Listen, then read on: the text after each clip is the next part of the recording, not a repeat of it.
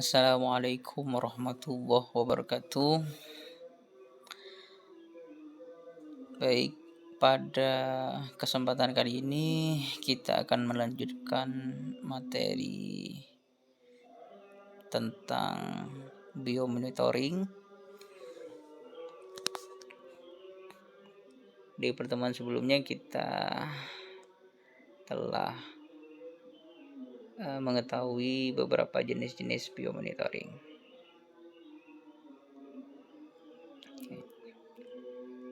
Di sini biomonitoring di perairan. Tujuannya adalah untuk menaksir atau mengestimasi efek toksikologi dari beberapa polutan atau bahan kimia yang terdapat di lingkungan. Hal ini dapat diuji dengan menggunakan spesies yang berada di dalamnya dengan tujuan sebagai wakil atau yang mewakili lingkungan yang berada di perairan tersebut.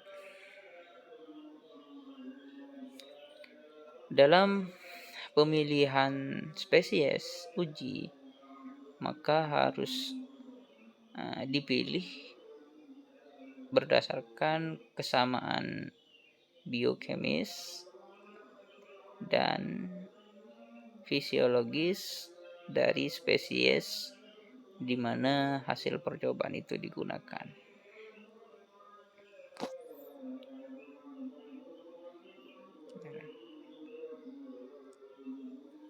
Bahwa sebelumnya para peneliti telah menyarankan perlunya penerapan teknis biologis untuk pendekatan ekosistem.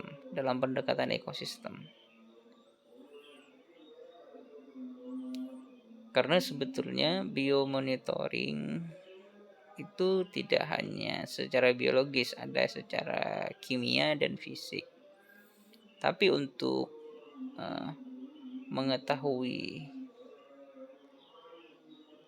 keadaan dari suatu ekosistem, maka perlu teknik biomonitoring secara biologis. Karena faktor biologis dapat menunjukkan adanya keseimbangan ataupun ketidakseimbangan lingkungan yang lebih baik melalui indeks biotik dengan cara mengamati spesies-spesies sebagai bioindikator.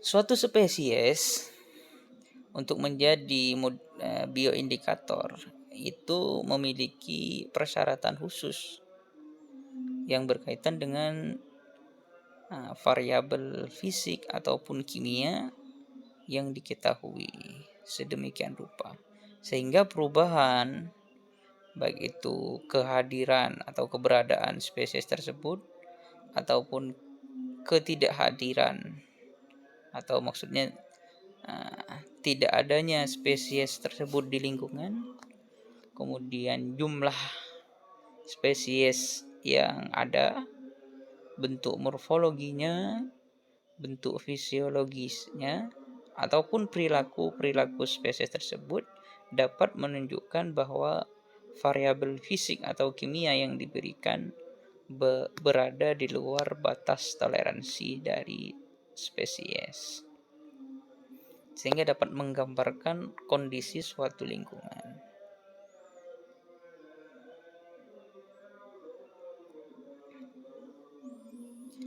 Spesies atau kelompok spesies yang dapat mencerminkan keadaan lingkungan biotik ataupun abiotik dapat mewakili dampak perubahan lingkungan pada suatu habitat, pada suatu komunitas, ataupun pada ekosistem. dan indikator keragaman berdasarkan taska atau seluruh keragaman dalam suatu area tersebut. Sehingga bioindikator dapat diartikan kelompok atau komunitas organisme yang saling berhubungan, kemudian keberadaannya atau perilakunya atau faktor atau bentuk morfologi atau fisiologisnya itu sangat erat hubungannya dengan kondisi lingkungan tertentu, sehingga dapat digunakan sebagai petunjuk dalam menentukan kualitas lingkungan atau uji secara kuantitatif.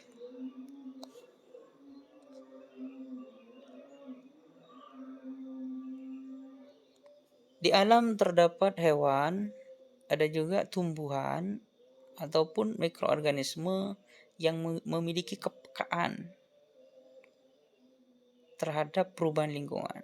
Namun juga ada yang tahan terhadap kondisi lingkungan tertentu. Misalnya organisme yang memiliki toleransi yang luas. Toleransi yang luas terhadap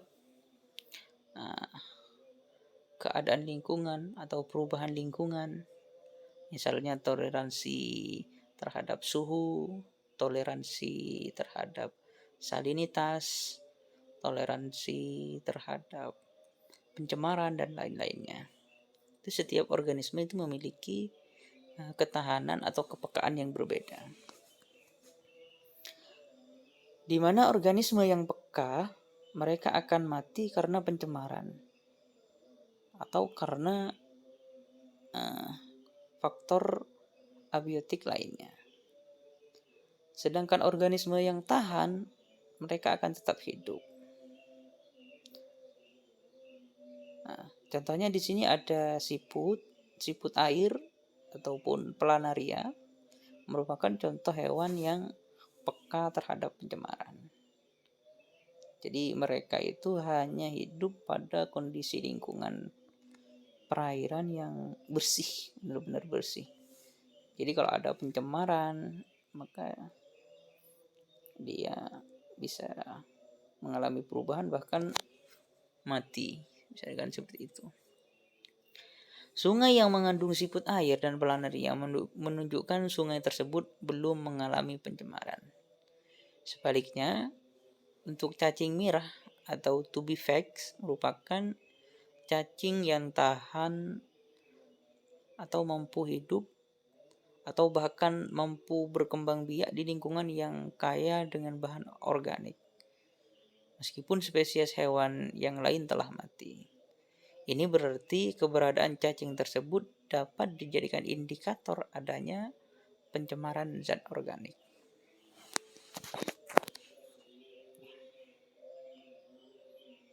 Oke, bisa kita lihat di sini representasi skematik dampak polutan terhadap sistem biologi. Di sini misalnya ada kalau di gambar itu polutan exposure.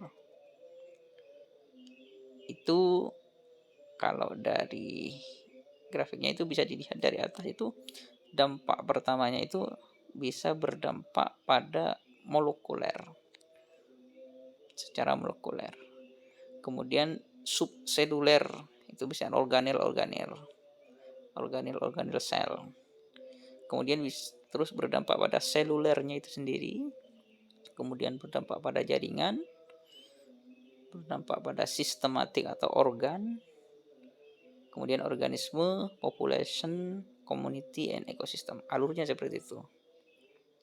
Sehingga bioindikator dapat meliputi beberapa variasi skala dari aspek makromolekul, sel, organ, organisme, populasi, sampai biokoinosis atau ekosistem. Sehingga bentuk dari indikator tersebut, yang pertama bisa berbentuk reaksi biokimia atau fisiologi, yang terjadi di dalam sel ataupun fisiologis dalam jaringan.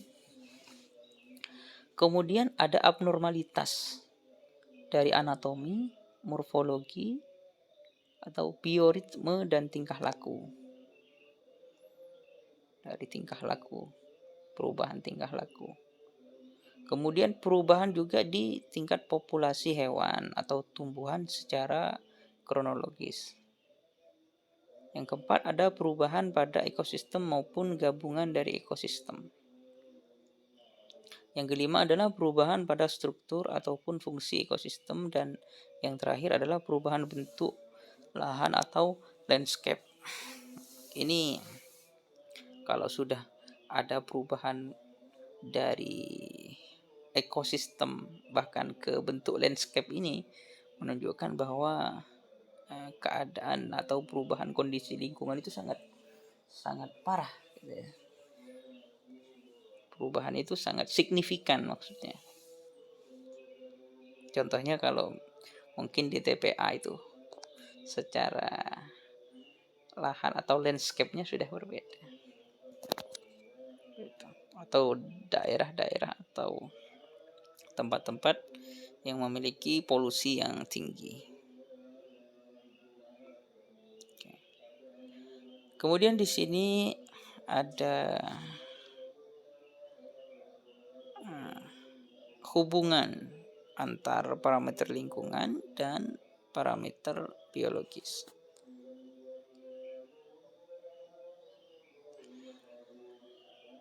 Pada gambar 22 ini skema hubungan antara faktor lingkungan dan faktor parameter biologis, di mana pengembangan sistem bioindikator dapat dilihat sebagai hubungan timbal balik antara faktor lingkungan dengan parameternya.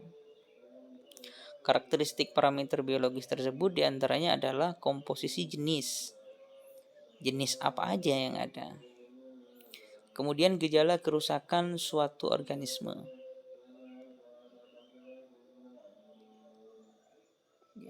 Kerusakan pada organisme. Kemudian tubuh yang terkontaminasi polutan. Bagian-bagian tubuh.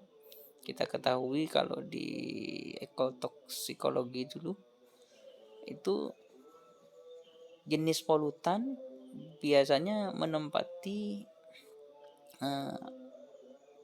organ tertentu di dalam tubuh. Ada yang terpusat di hati, ada yang terpusat di ginjal, itu tergantung jenis polutannya.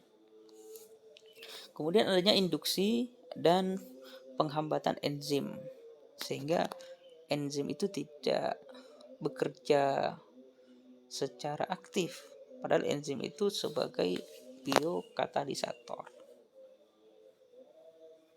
sehingga menghambat kerja-kerja enzim dalam tubuh. Kemudian efektif tidaknya suatu indikator yang digunakan ditentukan oleh keterkaitan antara faktor lingkungan dan faktor biologis.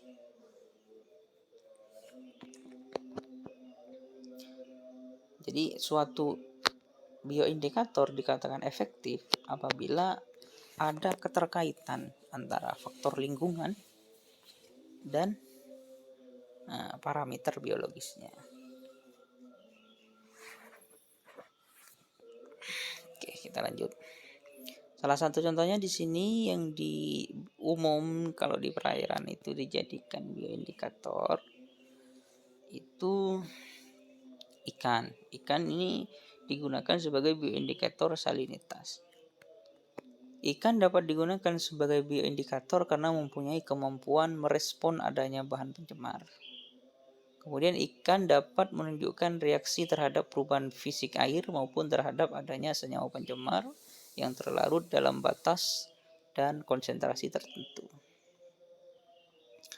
Reaksi yang dimaksud ada antara lain adanya perubahan aktivitas pernafasan, aktivitas gerakan atau renang, misalnya mulai tidak bersemangat untuk renang atau bisa dikatakan geraknya itu lebih lambat, warna tubuh ikan dan sebagainya. Kalau warna tubuh ikan ini yang penelitian saya dulu waktu di tesis saya meneliti perubahan warna pada ikan sesuai dengan parameter lingkungan atau kondisi atau kualitas airnya. Kemudian kemampuan ikan dalam merespon bahan pencemar sering digunakan dalam pengujian dan penanganan limbah industri.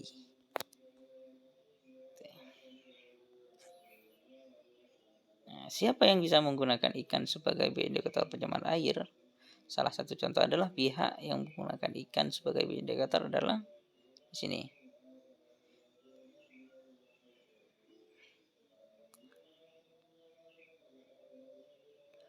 Limbah industri pada umumnya melewati beberapa tahap penggolongan seperti penyaringan secara mekanis, secara fisik. Itu aturan-aturan dalam pembuangan limbah. Diolah terlebih dahulu. Mungkin kalau yang kemarin ke DLH itu proses pengolahan limbahnya bisa dijelaskan mungkin di sana. Seperti penyaringan secara mekanis atau secara fisik, kemudian dilakukan pengendapan dan penjernihan dengan menggunakan bahan kimia, serta penghilangan senyawa berbahaya dengan bakteri pengurai limbah. Ini kalau yang penjernihan itu secara kimiawi, tapi kalau penghilangan senyawa itu menggunakan bakteri atau bioremediasi, maksudnya secara biologis. Kemudian setelah melewati ketiga tahap tersebut, air limbah yang sudah diolah dilewatkan dalam kolam kecil berisi ikan. Nah, ini sebagai pengujian. Apabila masih terhadap bahan penyemar, maka ikan akan bereaksi mulai dari gerak renang, percepatan gerakan operkulum, hingga kematian, maksudnya bisa menyebabkan mati juga. Nah, ini adalah kriteria organisme yang cocok sebagai bioindikator. Yang pertama, organisme harus sensitif terhadap material beracun dan perubahan lingkungan. Yang kedua adalah penyebarannya luas dan mudah didapat dalam jumlah yang banyak. Kemudian mempunyai arti ekonomi, rekreasi, dan kepentingan ekologi bagi baik secara daerah maupun nasional. Kemudian mudah dipelihara dalam laboratorium dalam kondisi baik, kemudian bebas dari penyakit dan parasit sesuai dengan kepentingan uji hayatinya.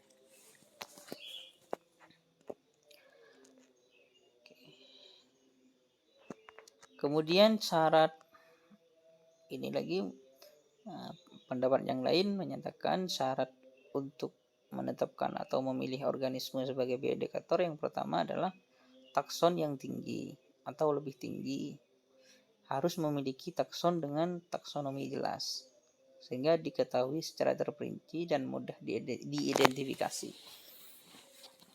jelas taksonnya. Kemudian status biologi diketahui secara jelas, peka terhadap tekanan maupun perubahan lingkungan. Yang ketiga, organisme memiliki kelimpahan tinggi dan mudah survive atau mudah juga diamati.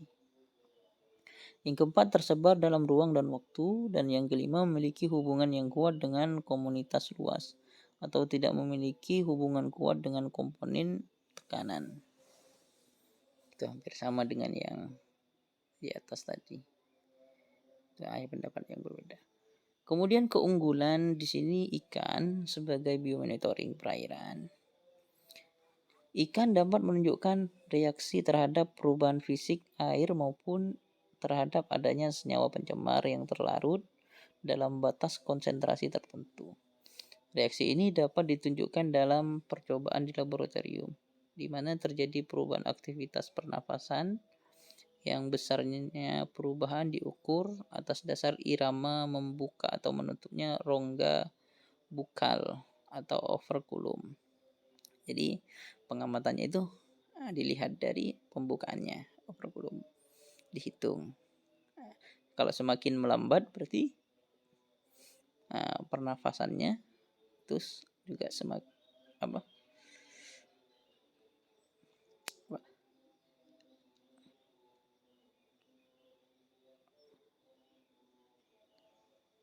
jadi pernafasan itu dicek atau dilihat dari pembukaan operculumnya. Pengukuran aktivitas pernafasan merupakan cara yang amat peka untuk mengukur reaksi ikan terhadap kehadiran senyawa pencemar. Hasil penelitian yang pernah dilakukan memperlihatkan adanya peningkatan jumlah gerakan operculum atau fingerling yang terkena deterjen sebagai indikator dari toksikan atau subletal. Juga dapat dilihat dari frekuensi bentuk ikan. Jadi adanya peningkatan jumlah gerakan semakin cepat pergerakannya, itu berarti menunjukkan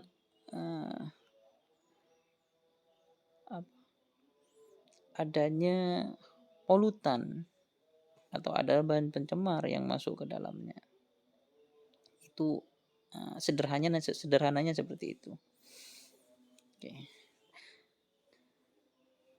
Kemudian sebagai indikator dari toksikan atau bahan toksik subletal juga dapat dilihat dari frekuensi bentuk ikan yang mana digunakan untuk membersihkan perbaikan aliran air pada insang yang merupakan monitoring pergerakan respirator.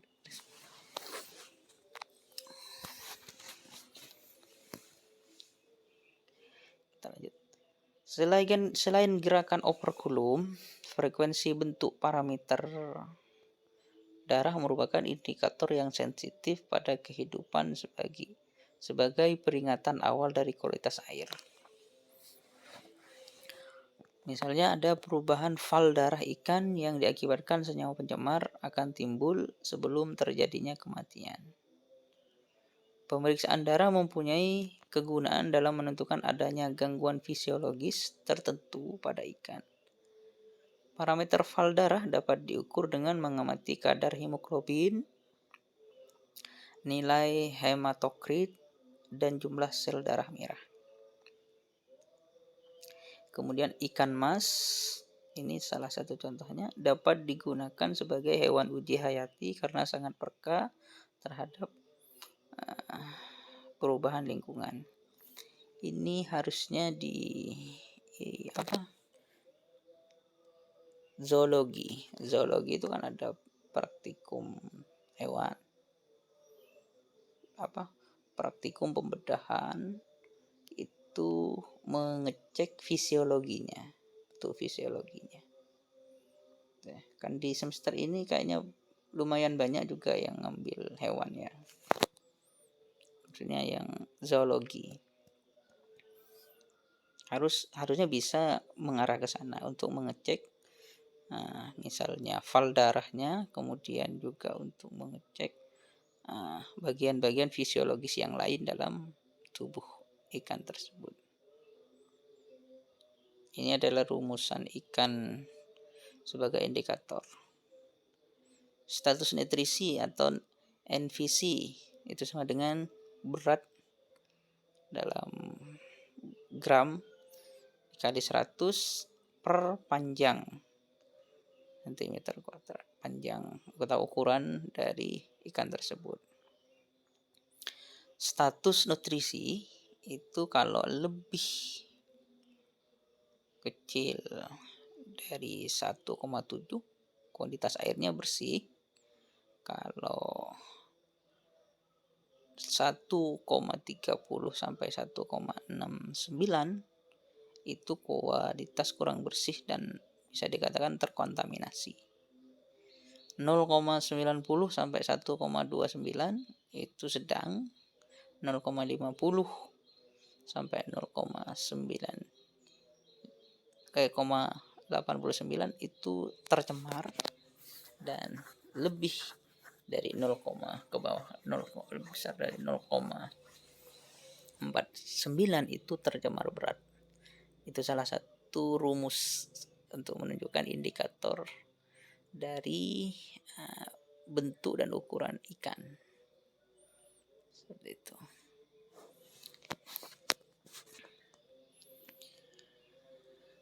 Kemudian bioindikator dalam aplikasinya dikelompokkan dalam tiga kelompok. Yang pertama ada indikator lingkungan, kemudian indikator ekologis, dan indikator keanekaragaman hayati. Indikator lingkungan merupakan organisme atau kelompok populasi yang peka akan adanya lingkungan yang rusak, tercemar, atau mengalami perubahan kondisi. Indikator lingkungan ini dibagi lagi menjadi 5, yaitu sentinels, detektor, exploiter, akumulator, bioassay organisme. Sedangkan indikator ekologis merupakan takson atau kelompok yang peka adanya tekanan terhadap lingkungan, yang mengindikasikan dampak tekanan terhadap makhluk hidup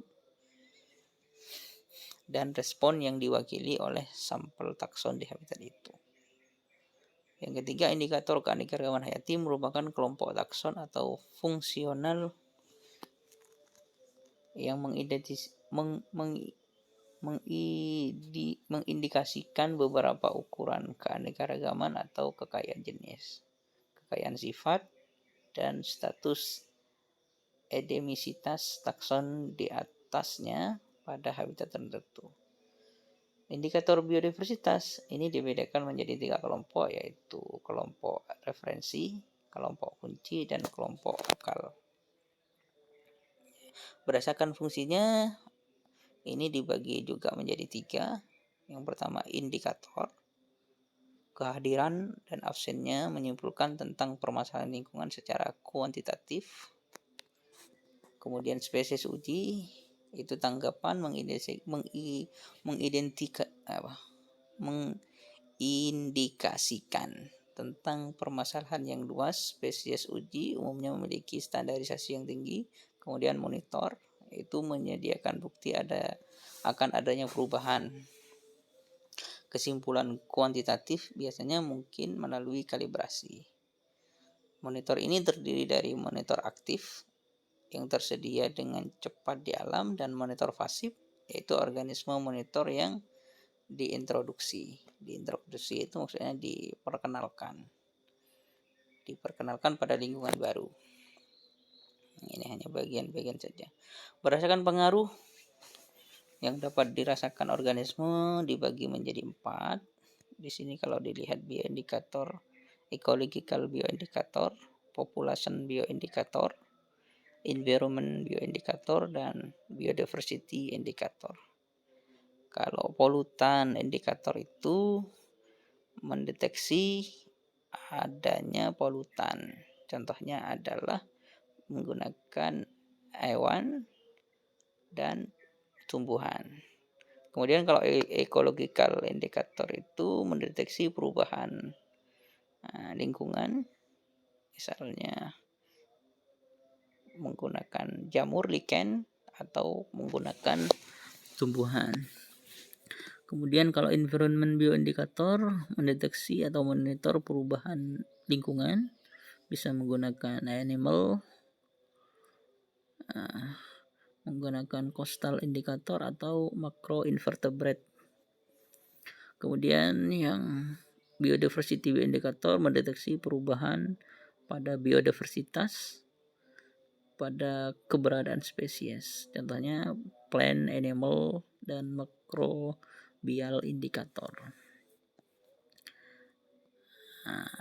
Ini penjelasannya. Bioindikator polutan, bioindikator lingkungan, bioindikator ekologi, dan bioindikator keanekaragaman hayati. Bisa lumayan banyak, bisa dipantengin, dibaca ya. Ini kesimpulan dari ini, maksudnya penjelasan dari grafik di atas itu. Langsung saja ini contoh kasus atau beberapa jurnal tentang ikan sebagai bioindikator perairan tercemar atau yang bersih. Silakan kalian nanti juga mencari bioindikator selain ini. Ini hanya contoh saja. Misalnya di sini ada ledakan populasi ikan sapu-sapu di Kali Surabaya. Terjadi ledakan pada 4 September 2011.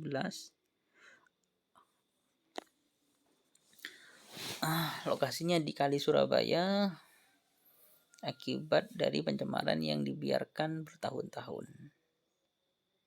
Analisis kasusnya, sebelum tahun 1980 terdapat lebih dari 20 jenis ikan air tawar, misalnya jendil, ikan rengki, jambal, wagal, kutuk, dan lele. Pada tahun 2017 hanya diketahui 12 jenis ikan. Jadi 10-nya nggak tahu kemana.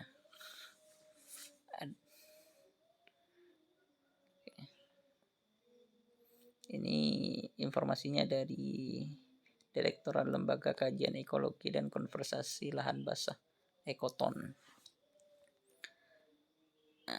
Ikan sapu di sini mampu hidup pada perairan dangkal, bertahan pada kondisi oksigen yang rendah, menggali lubang sepanjang tepi sungai, sedimentasi meningkat, tanggul sungai tidak stabil, menggusur keberadaan ikan-ikan pemakan alga yang kurang agresif atau yang lebih kecil. Biasanya sebagai makanan yang dikonsumsi, namun tidak lagi karena memakan endapan dasar sungai. Ikan sapu-sapu, ikan yang bertugas menyapu-nyapu ini, ya. Sehingga ikan lain tidak ada bersih kena ikan sapu ini.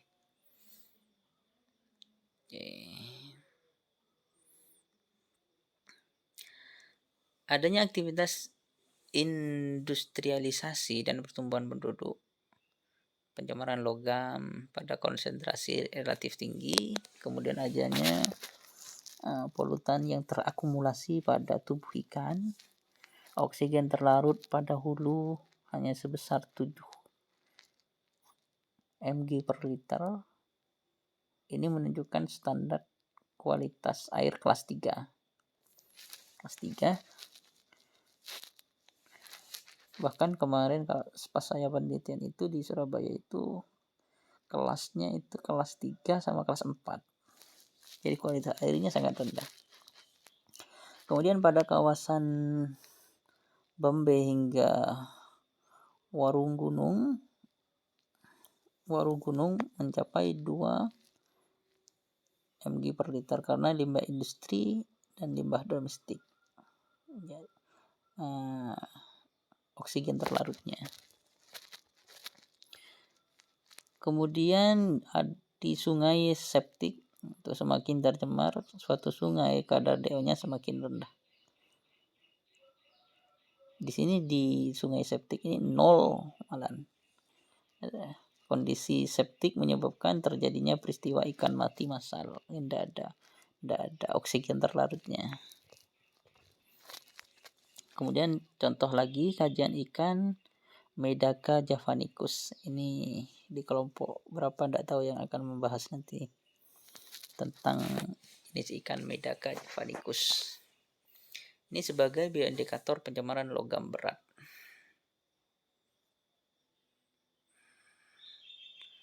PB atau timbal yang berada di perairan.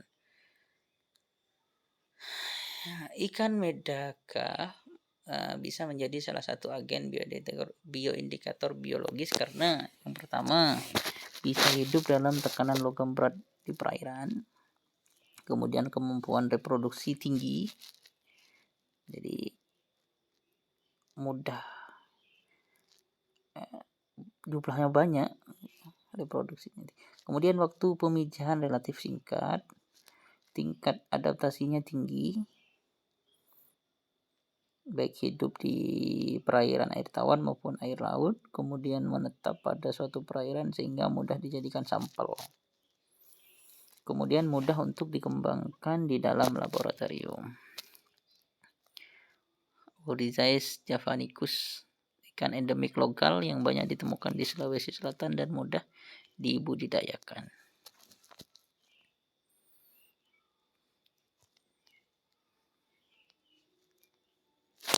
Ini ikan endemik Sulawesi. Oke. Ini penelitiannya tahun 2015 di Sungai Jenebrang, Kota Makassar. Kemudian sebagai bioindikator dan bioassay ini hasilnya pada air tersebut tidak terdapat logam berat Pp, sehingga air tersebut dapat digunakan dalam penelitian ini.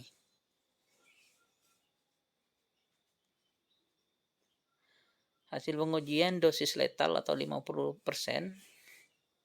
LD 50-nya untuk mendeteksi adanya toksisitas suatu zat, menentukan organ sasaran dan kepekaannya, memperoleh data bahayanya setelah pemberian satu senyawa secara akut, dan untuk memperoleh informasi awal yang dapat digunakan untuk menentukan tingkat dosis yang diperlukan.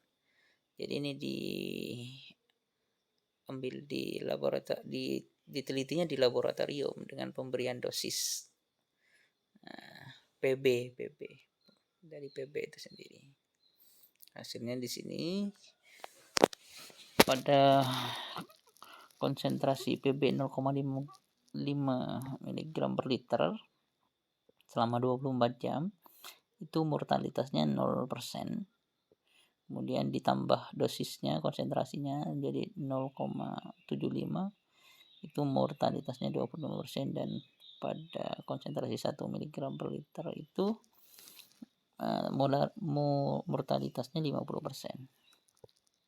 Sehingga dapat disimpulkan bahwa nilai dosis atau LD 50-nya selama 24 jam untuk logam berat timbal PB dari ikan Medaka javanicus terdapat pada konsentrasi 1 mg per liter dalam waktu 24 jam.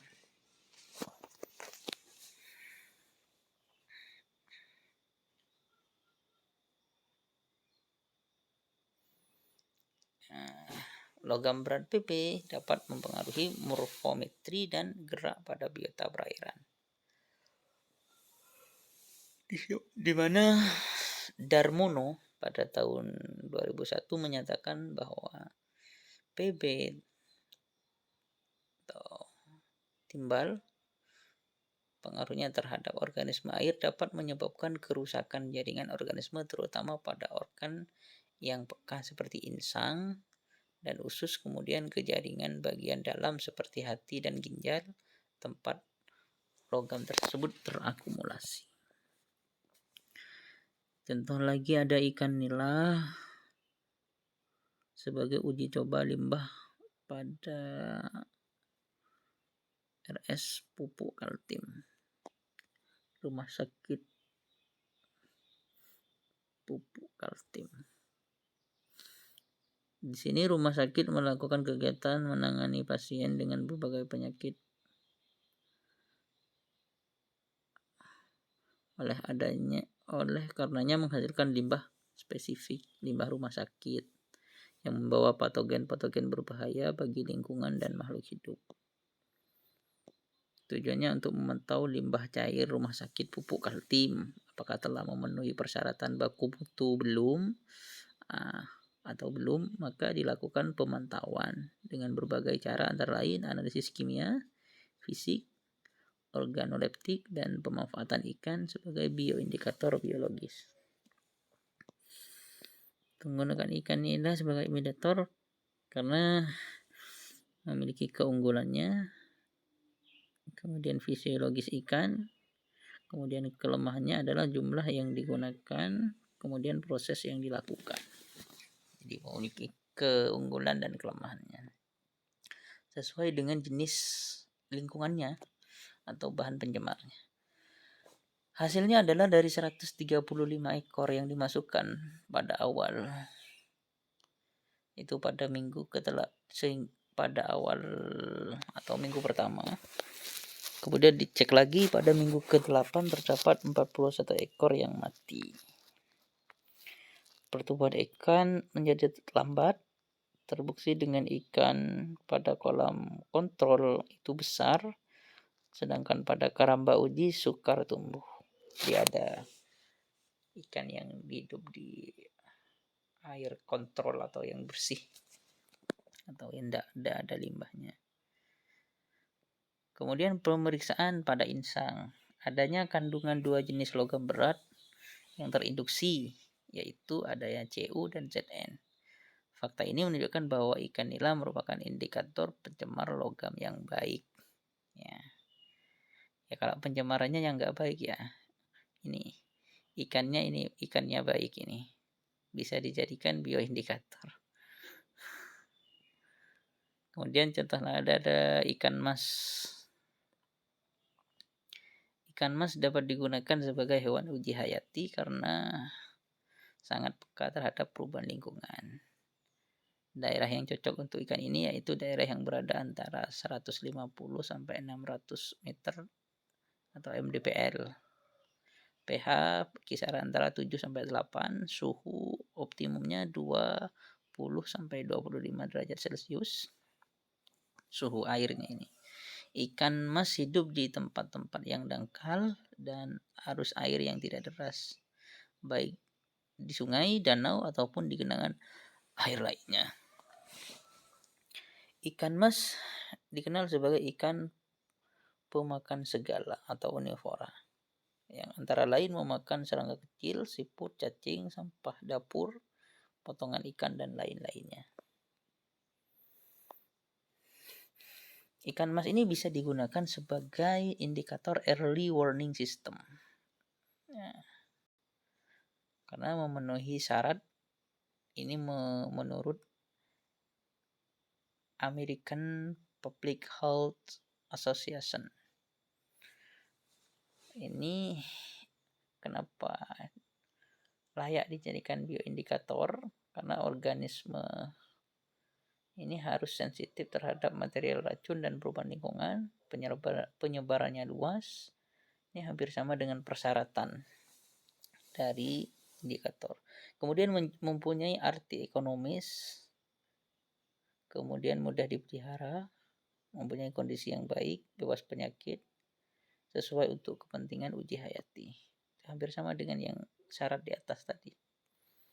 Berdasarkan penelitian yang dilakukan menunjukkan bahwa ikan mas dapat mendeteksi insektisida bairusil dalam air, di mana pada kondisi tertentu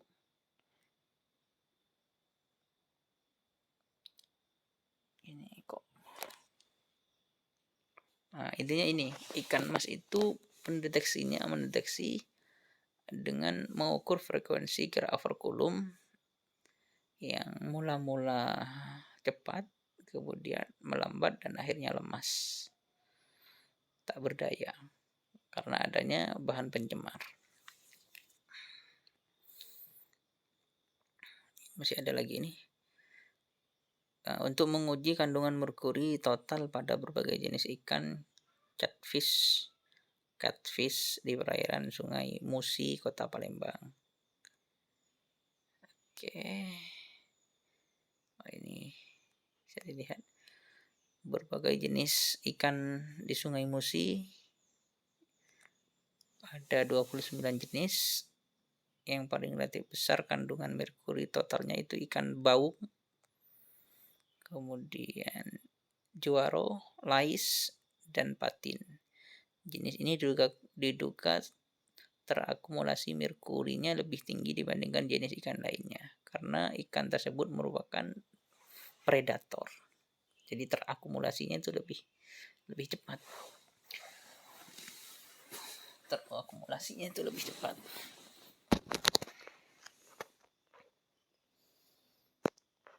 Oke.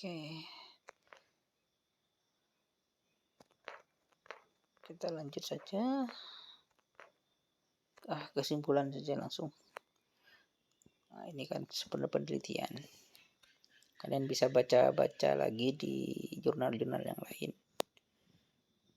Kandungan merkuri total pada ikan baung itu 17.813 ppb. Kalau pada juaro itu 16.000, Calais itu 16.000,3. Ada juga yang 16.000,62. Kemudian kandungan merkuri total pada air di stasiun 1 itu totalnya 16,62 ini. Kemudian kalau di jembatan Ampera juga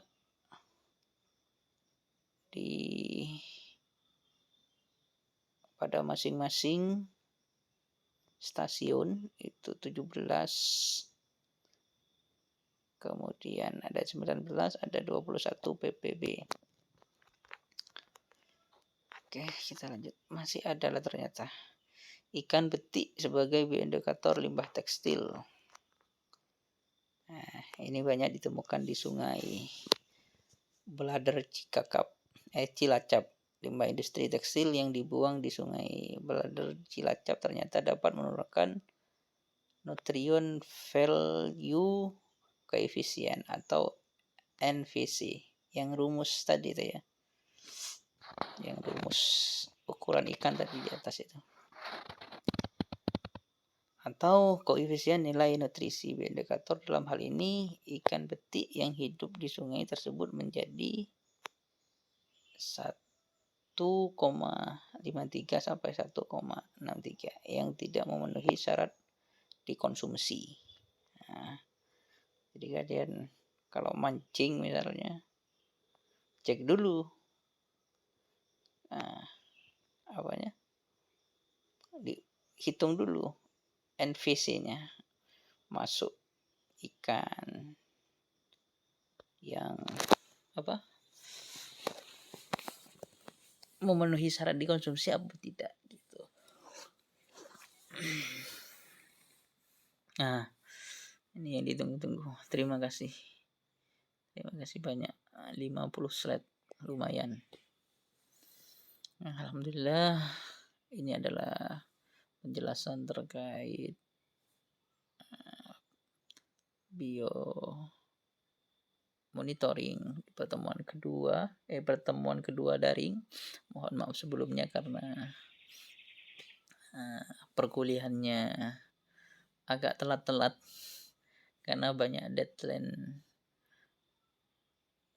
pekerjaan kantor yang harus diselesaikan, sehingga sekali lagi saya mohon maaf. Dan ini adalah pertemuan kedua. Di pertemuan terakhir nanti saya itu akan mereview atau mengevaluasi dari materi pertama sama materi kedua ini. Nanti setiap mahasiswa akan saya tanyakan terkait dua materi tersebut satu persatu untuk mengetahui paham tidaknya gitu, atau benar-benar mengikuti perkuliahan ini dengan benar-benar tidak seperti itu. Baik, terima kasih. Kurang lebihnya mohon maaf. Jika ada pertanyaan bisa langsung ditanyakan di kolom komentar. Akhirun, wassalamualaikum warahmatullahi wabarakatuh.